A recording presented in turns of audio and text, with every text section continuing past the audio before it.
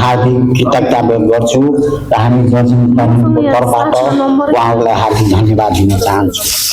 यो ओरेटरी कन्टेस्टको क्रममा जुन साथीहरू अधिराज्यभरबाट चुनिएर यहाँ आउनुभएको छ, यो कन्टेस्टमा भाग लिनुहुन्छ, उहाँहरूलाई अग्रिम शुभकामना दिन चाहन्छु। यो ओरेटरी कन्टेस्टको केही नियम यहाँहरू समक्ष विनम्रतापूर्वक निवेदन गर्न चाहन्छु। सर्वप्रथम यो बोल्ने क्रमको निर्धारण हामी गोला प्रथाद्वारा गर्छौँ। कुन साथीले पहिला बोल्ने र त्यसको क्रमको निर्धारण के हुने त्यो चाहिँ हामीले गोला प्रथाद्वारा गर्छौँ र हाम्रो यो 100 मार्कको अङ्क हामीले राखेको छौँ। त्यो 100 मार्क्सको डिस्ट्रिब्युसन हामी निम्नलिखित बुन्दामा ध्यान दिएर गर्नेछौँ, जसको फर्मेट हामीलाई नेपाल जेसिसको तर्फबाट हामी जजिङ प्यानललाई प्रदान गरिएको छ।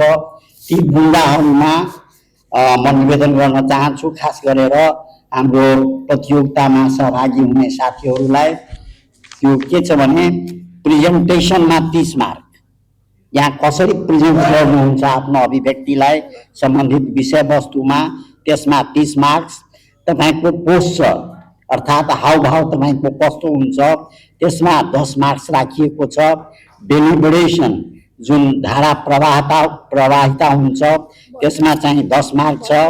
फ्लुएन्सी अफ ल्याङ्ग्वेज, जुन ल्याङ्ग्वेज यहाँ युज गर्नुहुन्छ त्यसको फ्लुएन्सी र त्यसको स्तर के छ त्यसमा चाहिँ हामीले 10 मार्क्स राखेका छौँ। इफेक्टिभनेस, सम्बन्धित विषयवस्तुमा यहाँको प्रभावकारिता त्यो अभिव्यक्तिबाट कस्तो छ त्यसमा चाहिँ 10 मार्क्स छ भने नलेज अफ द सब्जेक्ट, जुन विषयमा यहाँ बोल्दै रहनुभएको छ त्यसको सम्बन्धित विषयको जुन ज्ञान छ त्यो कति छ त्यसमा हामीले 30 मार्क्स दिएका छौँ। यस प्रकार 100 मार्क्सको हामीले डिभिजन गरेर टोटलको आधारमा हामी तीनै जजिङ प्यानलको सदस्य आफ्नो मार्क्स इन्डिभिजुअली दिनेछौँ र त्यो इन्डिभिजुअली दिएको मार्क्सहरूको एभरेजको आधारमा हाम्रो चाहिँ परिणामको चाहिँ घोषणा हुन्छ। त्यो म विनम्रतापूर्वक यहाँहरूलाई आग्रह गर्न चाहन्छु र जजिङ प्यानलको जुन निर्णय हुन्छ त्यो एभरेज अङ्कको आधारमा हुन्छ मैले निवेदन गरेँ र यो जजिङ प्यानलको निर्णय यो अन्तिम हुनेछ। यसमा कुनै पनि प्रकारको क्लेम चाहिँ गर्न पाइने छैन। प्रेजेन्टेसनको क्रममा साथीहरूलाई अझ क्लियर गरौँ, त्यसमा यहाँको सम्बोधनको क्रममा यहाँको प्रेजेन्टेसन कस्तो छ, आई कन्ट्याक्ट कस्तो छ, ती कुराहरू यसमा समाविष्ट हुनेछ भन्ने म निवेदन गर्दै यो ओरेटरी कन्टेस्ट यहाँहरूको व्यक्तित्वको कसरी निखार्ने, यहाँको व्यक्तित्वलाई कसरी प्रभावकारिता गर्ने भन्ने उद्देश्यले नेपाल जेसिसले राखेको हुन्छ र यहाँलाई जानकारीको लागि म निवेदन गरौँ। जति बेला हामी 1988 मा जनकपुर जेसिसको म प्रेसिडेन्ट थिएँ, जनकपुर जेसिसको बेस्ट ओरेटरको पुरस्कार जितेर हामीले नेपाल जेसिसमा जसरी यहाँहरू आउनुभएको छ त्यसरी नै हामी नेपाल जेसिसमा पार्टिसिपेट गरेका थियौँ र यहाँहरूको शुभकामना र बुजुर्गको आशीर्वादले पहिलो प्रयासमा नेपाल जेसिसको बेस्ट ओरेटरको एवार्ड मैले जित्न मौका पाएको थिएँ र विभिन्न योभन्दा पहिला सन् 1918 मा नेपाल जेसिसको जुन महाधिवेशन भएको थियो जनकपुर जेसिसको आतिथ्यमा, त्यसमा पनि नेपाल जेसिसले मलाई जजिङ प्यानलको चिफ जजको रूपमा त्यो मौका मलाई दिनुभएको थियो, त्यो सम्मान मलाई दिनुभएको थियो र यसपालि पुनः यो दोस्रो पल्ट सम्भवतः जनकपुरकै इतिहासमा पहिलोपल्ट यस्तो भएको छ, यो सम्मान मैले पाएको छु। सोको लागि नेपाल जेसिस परिवारलाई पुनः धन्यवाद दिँदै यहाँहरूको सम्पूर्ण साथी सहभागी साथीहरूको प्रतियोगी साथीहरूको सहयोगको लागि आग्रह गर्दै म आफ्नो अभिव्यक्तिलाई विराम दिन्छु। धन्यवाद। धन्यवाद चिफ जज। यहाँले धेरै नियमहरू सुनाउनु भएको छ। समय सीमाभित्र रहेर बोल्नुपर्ने, व्यक्तिगत आक्षेप नलाग्ने गरी कन्टेन्टमा रहेर बोल्नुपर्ने। यहाँहरूले समय सीमा 5 मिनट गराउनु छ, 4 मिनटमा जनाउ घन्टी बज्नेछ र 5 मिनट पश्चात माइक्रोफोन अफ गरिनेछ भन्ने कुराहरू यहाँले जानकारी गराइसक्नु भएको छ।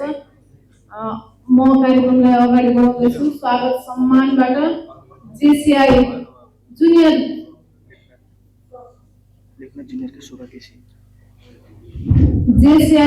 जुनियरको अध्यक्ष जुनियर जेसी शोभा केसीज्यूलाई स्वागत सम्मान तथा परिचय गराउँदछु। यसै गरी जेसीआई भक्तपुर जेसीको अध्यक्ष भक्तपुर जुनियर जेसीको अध्यक्ष निमा युद्धज्यूलाई स्वागत सम्मान तथा परिचय गराउँछु। यसै गरी जेसीआई भद्रपुर जेसीको जुनियर जेसीको अध्यक्ष जुनियर जेसी सोनम सशङ्करज्यूलाई स्वागत सम्मान तथा परिचय गराउँदछु।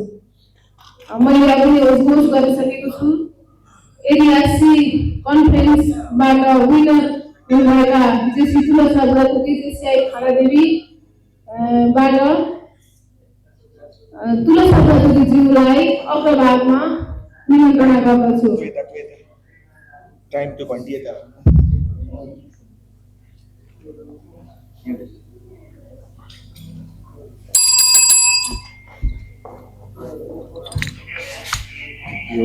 नियम अनुसार 5 मिनट पश्चात माइक्रोफोन अफ गरिनेछ भन्ने कुरालाई मैले अलिकति सच्याउन चाहे। माइक्रोफोन अफ नभएर निरन्तर घन्टी बज्नेछ भन्ने कुरालाई मैले यहाँहरु समक्ष जानकारी गराएको छु।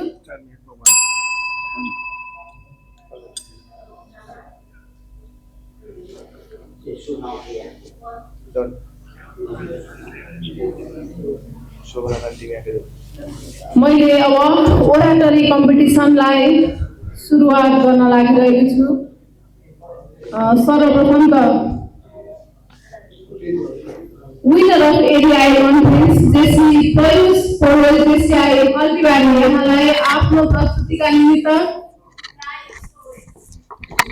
अहिले भर्खरै जजले गोला प्रथा भन्नुभएको थियो। अब सिधै नाम आयो। भर्खर जजले गोला प्रथा भन्नुभयो। जज प्यानल गोला प्रथा हो भर्खर भन्नुभएको थियो। त्यति धन्यवाद। यहाँहरु चारैजना सहभागीलाई गोला तान्नका लागि बल तान्नका निमित्त हार्दिक अनुरोध गर्दछु। छिटो बनाएको